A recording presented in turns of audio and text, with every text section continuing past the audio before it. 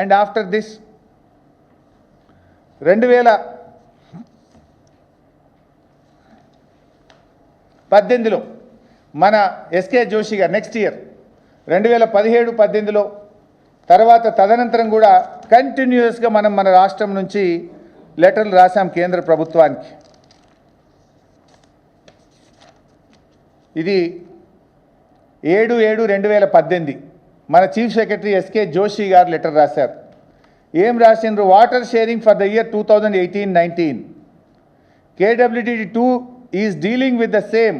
The share of Telangana and AP from out of inflows received to Srisailam and NSP may be shared in a ratio of 50-50 pending the final settlement by the tribunal. Further 50% of inflows received at Srisailam shall be allowed to flow down till requirements of NSP are met.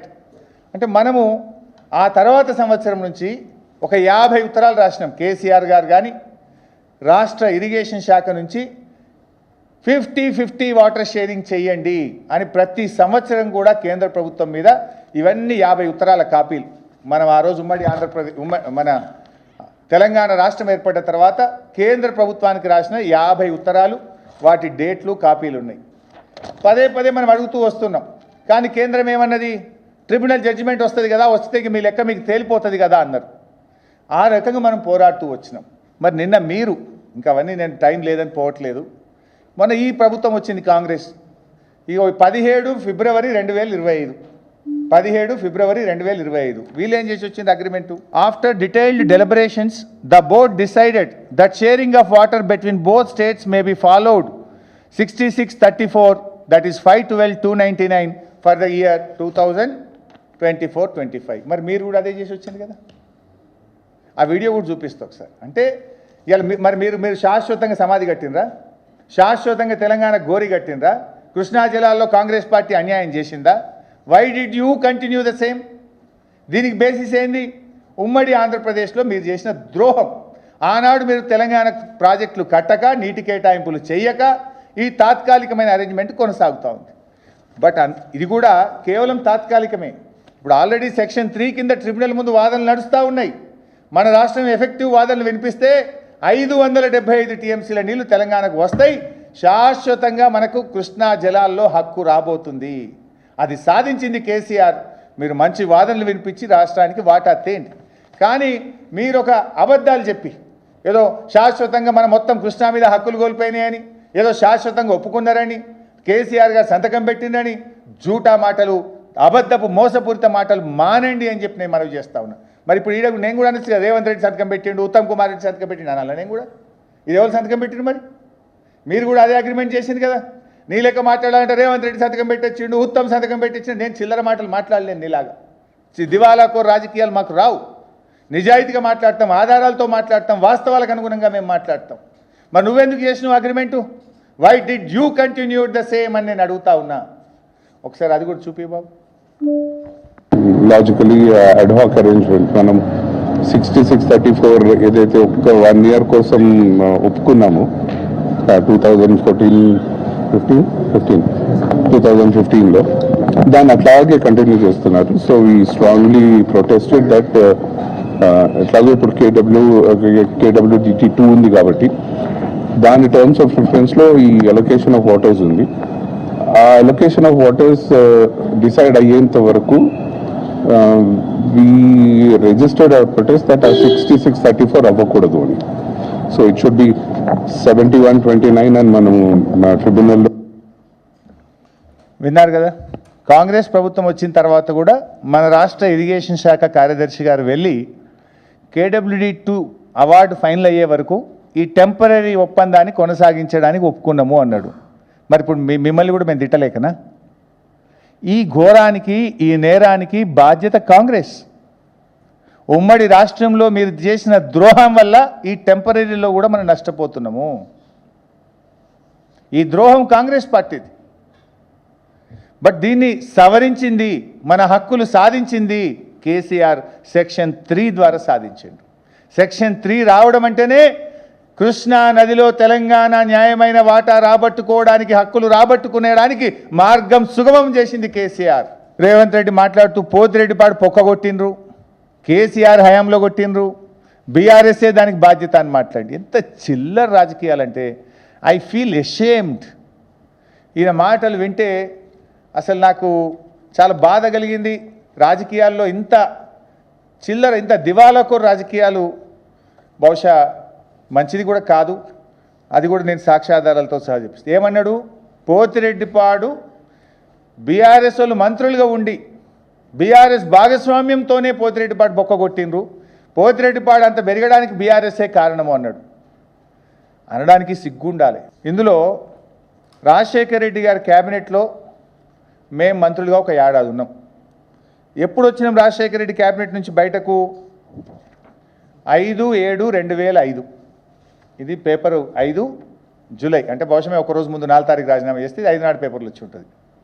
Congress సంకీర్ణంతో TRS తెగదెంపులు. ఏ రోజు ఇది? 5 July 2005. అంటే మేము 4 తారీఖు నాడే కాంగ్రెస్ ప్రభుత్వం నుంచి రాజీనామా చేశాం. చేసిన తర్వాత ఆ జీవో ఎప్పుడు వచ్చిందంటే 13/9/2005. 7వ నెలలో మేము రాజీనామా చేసినాం. 9వ నెలలో పోతిరెడ్డిపాడు పొక్క పెంచుతూ ఉమ్మడి ఆంధ్రప్రదేశ్ ప్రభుత్వం ఇచ్చిన జీవో ఇది. GO number 170 dated 13/9/2005. అంటే జూలై 4 తారీఖు నాడు మేము రాజీనామా చేస్తే సెప్టెంబర్ 13వ తారీఖు నాడు పోతిరెడ్డిపాడు పొక్క పెంచుతూ ఉమ్మడి ఆంధ్రప్రదేశ్లో జీవో ఇచ్చింది. ఈ పొక్క పెంచిన నాడు కాంగ్రెస్ పార్టీలో ఎవరున్నారు? కోమటిరెడ్డి వెంకటరెడ్డి మంత్రిగా ఉన్నాడు, ఉత్తమ్ కుమార్ రెడ్డి ఉన్నాడు, పద్మావతి గారు ఉన్నారు, బట్టి విక్రమార్క గారు ఉన్నారు. పెదవులు విప్పంది, నోరు మూసుకున్నది కాంగ్రెస్ పార్టీ నాయకులు కానీ మేం కాదు. మేము జూలై నెలలోనే రాజీనామా చేసినాం. ఈ జీవో వచ్చింది 13 సెప్టెంబర్ 2005. మేము రాజీనామా చేసింది 4 జూలై 2005. 2 నెలల ముందే మేము ఈ పులిచింతల ప్రాజెక్టుకు, ఈ పోతిరెడ్డిపాడు ప్రాజెక్టుకు అక్రమంగా నిర్మిస్తున్నారు, తెలంగాణ హక్కులకు భంగం వాటిల్లుతుందని చెప్పి పదవులను గడ్డిపోచలాగా వదిలింది మేము. పదవుల కోసం పెదవులు మూసుకున్నది ఉత్తమ్ కుమార్ రెడ్డి, కోమటిరెడ్డి వెంకటరెడ్డి, బట్టి విక్రమార్క, ఈ తెలంగాణ కాంగ్రెస్ నాయకులు. అసెంబ్లీలో ఇది అసెంబ్లీ రికార్డ్, నేనేది ఉట్టిగా మాట్లాడట్లేదు. This is the record of the assembly. ఏ రోజు ఇది? అక్టోబర్ 3, 2005. సెప్టెంబర్లో పోతిరెడ్డిపాడు జీవో వచ్చింది. అక్టోబర్ 3 ఇది మేము అసెంబ్లీలో ఇచ్చిన అడ్జర్న్మెంట్ మోషన్. అక్టోబర్ 3, 2005. నేను చూపిస్తున్నది శాసనసభ రికార్డ్, అసెంబ్లీ రికార్డ్. అప్పుడు మా సభానాయకుడిగా డాక్టర్ విజయరామారావు గారు టీఆర్ఎస్ ఎల్పీ నాయకులు, నేను అప్పుడు ఉపనాయకుడిని అసెంబ్లీలో, డిప్యూటీ లీడర్గా నేనున్నా, మా నాయకుడిగా డాక్టర్ విజయరామారావు గారు ఉన్నారు. ఆ రోజు మేము అసెంబ్లీలో ఇచ్చిన అడ్జర్న్మెంట్ మోషన్, పోతిరెడ్డిపాడు మీద మేము అడ్జర్న్మెంట్ మోషన్ ఆ రోజు ఇచ్చింది చదివి వినిపిస్తా. Doctor G Vijaya Rama Rao, augmentation of Pothireddypadu water, it is disastrous, it is a dangerous move. The government decision is adversely affecting the interests of Telangana region. Ultimately, the entire Krishna water will be diverted to only Rayalaseema area. In future, there will not be any amount of water available to Telangana. This is highly dangerous move and it is affecting the interest of Telangana people. అని మేము October 3, 2005న అసెంబ్లీలో adjournment motion ఇచ్చి శాసనసభను స్తంభింపజేసినాం. 21 మంది ఎమ్మెల్యేలు ఆ రోజు అసెంబ్లీని స్తంభింపజేసినాం. మేము పేగుల దగ్గర దాకా కొట్లాడితే మమ్మల్ని చూసి నవ్వుకుంటూ కూర్చున్నారు ఈ తెలంగాణ కాంగ్రెస్ ఎమ్మెల్యేలు. చిన్నారెడ్డి గారు, కోమటిరెడ్డి గారు, ఉత్తమ్ కుమార్ రెడ్డి గారు. ఆ రోజు మాతో గొంతు కలిపింది ఒకే ఒక్కడు, స్వర్గీయ పి జనార్దన్ రెడ్డి గారు. కాంగ్రెస్లో ఉండి కూడా నిజాయితీగా పోరాడింది ఒకే ఒక్కడు పీజేఆర్. నోరు మూసింది మంత్రి పదవుల కోసం, పెదవులు మూసింది ఇదే ఉత్తమ్, ఇదే బట్టి, ఇదే కోమటిరెడ్డి. వీళ్ళు ఇలా పోతిరెడ్డిపాడు బీఆర్ఎస్ వాళ్ళే చేసిర్రు అని మాట్లాడితే సిగ్గుండాలని ఏమన్నా కొద్దిగానండి? మాట్లాడేటప్పుడు ఏమన్నా ఆధారాలు పెట్టుకొని మాట్లాడతారా, ఉట్టిగానే మాట్లాడతారా? నేను అసెంబ్లీ రికార్డు చూపిస్తున్నా కదా. అక్టోబర్ 5, 2005 నాడు అడ్జర్న్మెంట్ మోషన్ ఇచ్చినాం. 40 రోజులు వరుసగా అసెంబ్లీ సమావేశాలను పోతిరెడ్డిపాడు ప్రాజెక్టు మీద స్తంభింపజేసినాం. పోరాడింది బీఆర్ఎస్ పార్టీ. మీరొక్కనాడు కొట్లాడలే, మీరొక్కనాడు మాట్లాడలే. మీరు ఆ రోజు మాట్లాడుంటే పోతిరెడ్డిపాడు ఆగి ఉండేది. పెదవులు మూసింది మీరు, పోరాడింది మేము. మంత్రి పదవులు, ఎమ్మెల్యే పదవులను కూడా వదులుకున్నది మేము. మీరు పదవులను పట్టుకొని పాకులాడిన వాళ్ళు మీరు. ఇవాళ ఆ పోతిరెడ్డిపాడు బీఆర్ఎస్ పెంచిందని రేవంత్ రెడ్డి నేను అసెంబ్లీలో మాట్లాడతాడు. నేను ఎంత మంచిగా ఎప్పుడు రాజీనామా చేసామో చూపించినాం, ఎప్పుడు జీవో వచ్చిందో చూపించిన, అసెంబ్లీలో అడ్జర్న్మెంట్ మోషన్ ఇచ్చి ఎప్పుడు పోరాడినామో కూడా నేను ఆధారాలతో చూపిస్తున్నా. నువ్వు ఇంకేం మాట్లాడతావు రేవంత్ రెడ్డి గారు? ఎడబెట్టుకుంటావు తలకాయ. ఇప్పుడు రాయలసీమ లిఫ్ట్ ఇరిగేషన్ ఓ చిల్లర ఒక సీరియస్ ఇష్యూను రేవంత్ రెడ్డి ఏం చేస్తుంటాడంటే, మన ప్రాస కోసం జనరల్గా ఏదో ప్రాస కోసం చిల్లర మాటలు మాట్లాడతాడు. రోజా గారు, కేసీఆర్ గారు పోయిండు అంటే ప్రాస కోసం దివాలకు రాజకీయాలు మాట్లాడద్దు. ఇవాళ రాయలసీమ లిఫ్ట్ ఇరిగేషన్ మీద పోరాడింది ఎవరు? స్టే తెచ్చింది ఎవరు? బీఆర్ఎస్ అట కొట్లాడలేదట. కేసీఆర్ గారు భోజనం చేసేట మొత్తం రాయలసీమ లిఫ్ట్ ఇరిగేషన్ ఇచ్చిండు అని నేను అసెంబ్లీలో మాట్లాడిండు ఆయన. ఒకసారి చూడండి, దాన్ని కూడా ఆధారాలతో సహా చూపిస్తాను. రాయలసీమ లిఫ్ట్ ఇరిగేషన్ జీవో ఎప్పుడు వచ్చింది బైసాబ్? జీవో నంబర్ 203 5/5/2020 అంటే మే 5, 2020 నాడు జీవో వచ్చింది. This is the GO of Rayalaseema lift irrigation 5 May 2020. BRS party ఎప్పుడు లెటర్ రాసింది?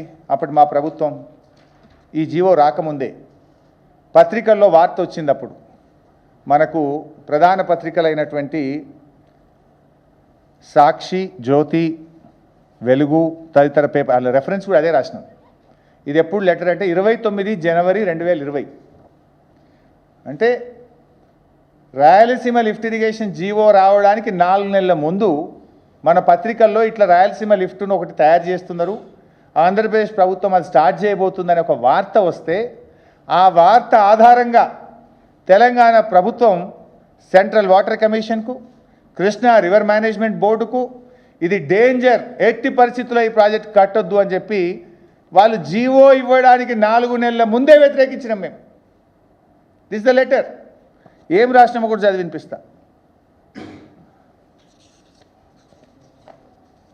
In view of the above appraisal and recommendations of KRMB is required for any new projects taken up by the state and be approved by the Apex Council. Telangana has been already deprived of its rightful share of Krishna water for several decades by various actions in the erstwhile AP. So, వీటన్నిటి దృష్టిలో పెట్టుకొని in this regard it is requested the state of AP not to take up new projects without appraisal and recommendations of KRMB and approval of Apex Council, since they will adversely impact the interest of Telangana. This approach of AP would further draw entire Krishna water to outside basin, thereby depriving the in-basin needs of Telangana. అంటే ఇంత స్పష్టంగా GO మే నెలలో వస్తే, GO రావడానికంటే ముందే మన దృష్టికి విషయం వస్తే, జనవరి 2020లో 4 నెలల ముందే కేఆర్ఎంబీకి, సిడబ్ల్యూసికి లేఖ రాసి ఇది తెలంగాణ ప్రయోజనాలకు గొడ్డలి పెట్టు, మా రాష్ట్రానికి అన్యాయం జరుగుతుంది, దీనికి అనుమతి ఇవ్వద్దు అని లేఖ రాసినాం. నెక్స్ట్ 5 మేకు జీవో వచ్చింది కదా బైసాబ్. 5 మేకు జీవో వస్తే 1 వీక్లా 17 మే 2020 ఇంకొక లెటర్ రాసినాం. జీవో రావడానికి 4 నెలల ముందు వ్యతిరేకిస్తూ రాసినాం. జీవో వచ్చిన 1 వీక్ 5 తారీఖు జీవో వస్తే 12 తారీఖు, ఇవన్నీ మీకు కాపీస్ ఇస్తా. 12 మే 2020 నాడు